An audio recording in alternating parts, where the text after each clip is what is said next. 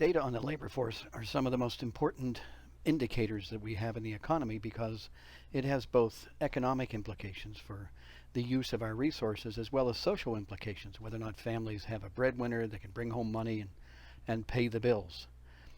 We aren't concerned as much in economics, at least in macro, with the total population as we are with the labor force, because the labor force is that subset of the total population involved in the production of output, production of GDP. So we see that labor force is people over the age of 16 who are either doing one of two things. They're working, it can be as little as 1 hour a week, or they're not working and they're looking. And that group of people is called unemployed. So we find that the total labor force is the sum of two numbers. It is employed plus unemployed. Now the unemployment rate, which you hear about, simply takes that number, which is unemployed, and has it divided by the total size of the labor force, and that is the unemployment rate that you hear. And of course, if you would do the same thing with employment, you would have something called the employment rate, but that's usually something not measured. The data for the labor force is going to come from surveys of households, and this survey is done once every month in the week that includes the 12th, and they asked about 60,000 households a whole series of questions regarding how many people in the household, how old are they, what are they doing, and so forth. This is done both for the purpose of the census to keep some eye on the growth of the population as a whole, but then it is also used by the Labor Department for all this information regarding the labor force. When we're looking at the question of unemployment, we have the unemployment itself can be broken into several different kinds. Frictional unemployment is the most common, and it will never become zero because frictional unemployment is due to the inefficiencies in the labor market. This is somebody who maybe just finished school in June, hasn't yet found a job. It could be somebody whose business just went out of business today. Maybe they worked at a restaurant as a bartender and the restaurant simply folded last night because they just don't have enough money to keep things going. These people would be considered frictionally unemployed. Seasonal is exactly what it sounds like. Santa Claus would be seasonal. Lifeguards in Chicago would be seasonal. This is unemployment related to the season of the year. Cyclical unemployment is the kind of unemployment tied to the business cycle. Generally speaking, historically, we found that unemployment was dominated in this part by blue-collar workers. But as the economy has changed and more people are white-collar workers and more services, we're finding that the blue-collar workers are not the only one who lose work. So clearly you will have a decline in employment of people in, say, carpentry and stonemasons and people who build cars because recessions are usually associated with a decline in durables. But now with the economy so much involved in services, we're seeing service employment falls as well. And then we have something called structural unemployment, which is simply a permanent excess supply of people. Now this isn't a permanent form of unemployment. It is, however, talking about permanent excess supply. So if you have an industry which simply disappears, the famous one economists always talk about is the buggy whip industry. Once we had cars, nobody had to produce very many buggy whips. So all the people that had learned how to make fancy buggy whip and plain old buggy whips and so forth, they really had no job left because there was no further demand for their services. So as we see industries come and go, we will find that jobs will disappear permanently. And those people in that transition from an industry where they worked, where there was work and where there will never again be, those people are called structurally unemployed. But then there is one other that's very important, and that's called the natural rate of unemployment. The natural rate of unemployment comes in two different forms. It can be thought of as the rate of unemployment where the number of people who are finding jobs at any point in time exactly equals the number of people who are losing jobs at any point in time. This will kind of create an equilibrium in the labor market. Unemployment will neither rise nor fall because employment versus unemployment as percentages of the total labor force, that the ratio will remain the same, and therefore the unemployment rate will remain constant. So if we hit this equilibrium level where the job losses and job findings are exactly the same, we are at the natural rate of unemployment. This is usually the goal. So if during this course you hear me talk about full employment, this is what I'm talking about. It's going to be that level of unemployment that is stable where the labor market has stabilized. And this is going to depend upon household decisions and choices regarding leisure and work and productivity and so forth. Now there is another version of this, which is a little bit controversial because it has to do with policy implications. And it is called NAIRU. And NAIRU stands for the Non-Accelerating Inflation Rate of Unemployment. So that's what you think of, non-accelerating inflation rate of unemployment. And this is going to be thought of as the rate of unemployment where there's no tendency for inflation to change. It's the unemployment rate which is consistent with stable inflation. Note that I said stable and not zero. So we're not talking about inflation going to zero. We're talking about inflation being stable. It can be stable at 1, 2, or 10%.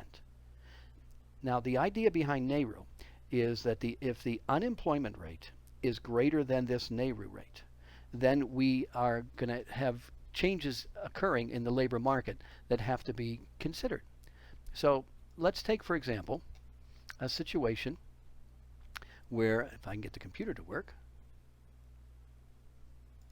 there we go. What if we find that the unemployment rate in the real world is greater than NAIRU? Then what that means is we have more people unemployed than would be ideal in the economy. Now the implication of that is that there is slack in the economy. There's slack in the labor force. If people are unemployed, corporations find it very difficult to pass on higher prices to the population. And therefore the ability of inflationary pressures are going to subside under this situation. If instead we find that the unemployment rate in the real world is below the level of NAIRU, then the labor market must be very, very tight because NAIRU is the ideal. It's the level of unemployment where inflation is stable. So in this case, the labor market is so active that workers can demand wages which may outstrip their productivity. They can move from job to job, which is not very efficient for the economy as a whole. And so the economy is likely booming in this situation, and that will result in a rise in inflationary pressures. So we see that NAIRU, if this idea is correct, could be very, very troublesome. Now, the reason it's a topic of conversation is that if you try to apply this directly to the real world, we do find that there is an inverse relationship between the rate of unemployment and inflationary pressures. We talked about that when we talked about the core ideas of macroeconomics.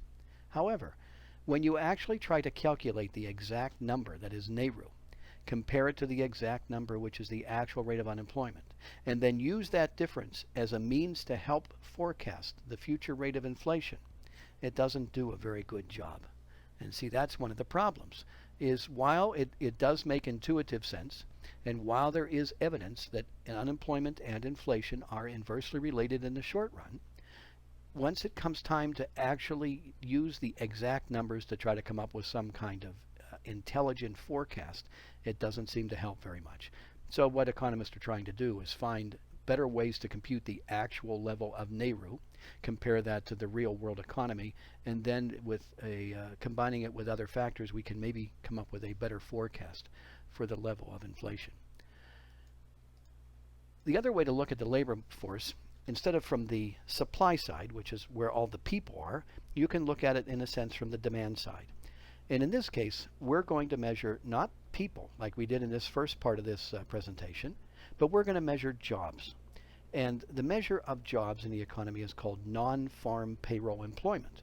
And this is done by a survey of corporations where they are asked questions about how many jobs in your corporation are currently filled. It is a much larger survey, I believe 400,000 a month, than you would have with the households. It is also, it is a little bit narrower in that we exclude all farmers. That's why it's payroll, but it's not farmers.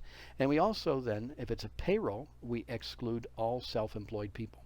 Only people working for somebody else, only jobs where you're working for somebody else is actually considered part of non-farm payroll employment. The reason this particular indicator is so very important is that economists feel much more confident about the survey methods, that this is a very sound way to look at the ability of the economy to generate jobs. And the second thing is exactly that. Can the economy generate jobs for people who can't create their own work in the form of either farming or self-employment? If you have a growing population, corporations don't have the energy, the ability, or the desire to create jobs, then you're going to have a society with rising unemployment. So this number is followed very, very closely.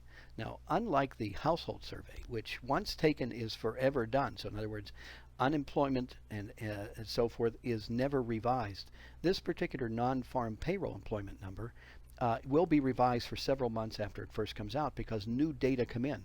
We have different surveys looking at different corporations, and we amass a much larger database. And once we have that database, we're able to make a more precise estimate of the size of payroll employment. So you will see that this number, unlike the unemployment rate, will be revised as time goes on. The signals sent by non-farm payroll are very similar to other ones you have seen in this course. What we do, just like we did with NAIRU, we have a target, and we compare the real world to the target. And then from the difference between the two, if there is one, we infer some kind of outcome. Now, the target for non-farm payroll has something to do with the growth rate of the labor force, because what we're trying to do, of course, is absorb all the new workers that come into the economy. And therefore, if we can figure out that number, which I believe right now is around 150 to 170,000 new jobs, what we would do is we would compare the actual number of new jobs to the number of jobs actually created by the system, and if we are creating more or less, we then figure out what this means, and that's what we're going to look at here. So if we find, for example, that the actual number of non-farm payroll jobs, the change, is greater than the target of 150, 170,000, then you see that the labor market pressures are rising.